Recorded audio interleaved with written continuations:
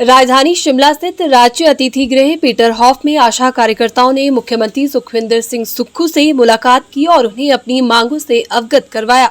सबसे पहले आशा कार्यकर्ताओं ने मुख्यमंत्री सुखविंदर सिंह सुक्खू का टोपी और शॉल पहनाकर स्वागत किया और प्रदेश में सरकार बनाने पर बधाई भी दी। आशा कार्यकर्ताओं ने कहा कि आज उनका प्रतिनिधिमंडल मुख्यमंत्री सुखविंदर सिंह सुक्खू को बधाई देने और उन्हें अपनी मांगों से अवगत करवाने आया है, जिस पर मुख्यमंत्री ने इस विषय पर स्टडी करने और कुछ वक्त इन समस्याओं को हल करने के लिए मांगा है। आशा कार्यकर्ता ने कहा कि उनकी प्रमुख मांग स्थायी नीति की है, क्योंकि 7,964 आशा कार्यकर्ता प्रदेश में है, जो स्वास्थ्य विभाग द्वारा ग्रास रूट पर किए जाने वाले काम में सहायता करती है।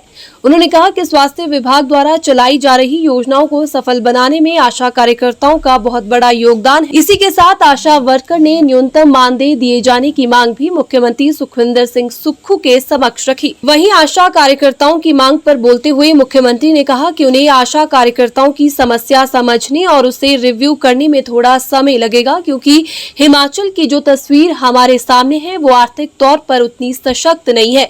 उन्होंने कहा कि चाहे जयराम सरकार फिर से सत्ता में आ जाती तो उनके सामने भी यही चुनौती रहती। मुख्यमंत्री ने कहा कि अभी उन्हें थोड़ा ही समय सत्ता संभाले हुआ है, ऐसे में व्यवस्था परिवर्तन करने में थोड़ा समय जरूर लगेगा। इसके अलावा प्रदेश में चले आ रहे सीमेंट कंपनी विवाद को लेकर मुख्यमंत्री सुखविंदर सिंह सुक्खू ने शाम को उद्योग मंत्री व अन्य अधिकारियों के साथ बैठक करने की बात कही। नहीं, ऐसा ना आशा वर्कर्स का समझना पड़ेगा। प्रदीप, मैंने तो अपने हिमाचल डे वाले दिन बोला कि हमारी अर्थव्यवस्था संभलने में 4 साल लग जाएंगे।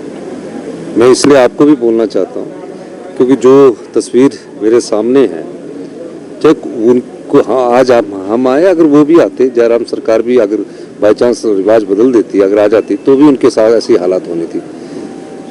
पर हम देख रहे हैं कि कुछ सालों से ऐसी व्यवस्था चल रही है, रूटीन वर्क होता जा रहा है, वो फैले। मैं उस व्यवस्था को कोशिश कर रहा हूँ चेंज की है। PWD में हमने चेंज कर दी। जो टेंडर 60 दिन में होते थे, हमने 20 दिन में कर दिए। 21 दिन का समय रहता था कि टेंडर अप्लाई करने के लिए, अवार्ड करने के लिए समय रहता था। काफ़ी उसमें आप जानते हैं कि क्या होता होगा। तो अभी IPH में भी हमने कर दिया कि 20 दिन के अंदर काम शुरू करना है।